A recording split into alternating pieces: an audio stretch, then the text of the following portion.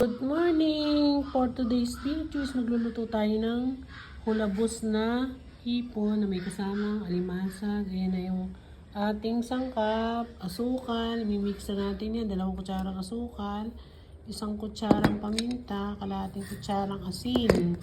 Para mix na natin yan. Una natin ilagay yung butter. And then yung minced garlic o yung pinipit na bawang. Ayan, pa-brown muna natin yan. Na yung bawang, isunod na natin yung crab o yung alimasag.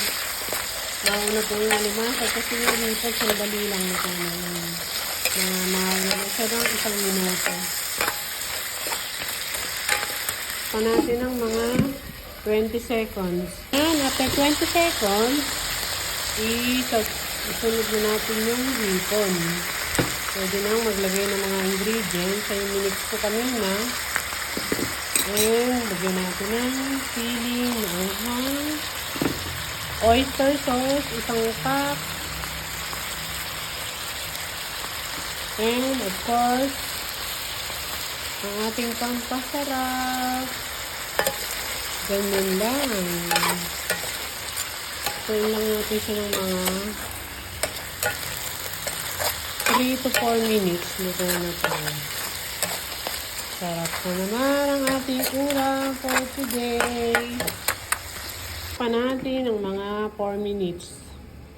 At luto na yan. And after 4 minutes, luto na ang ating garlic butter shrimp. Pero ganyan din yung hulabos. Oh, ang sarap. Luto na guys. Luto na akong mga lods, mga sisi. Ang ating garlic butter shrimp and crabs. Okay, luto na. That's it. Until next video. Bye-bye.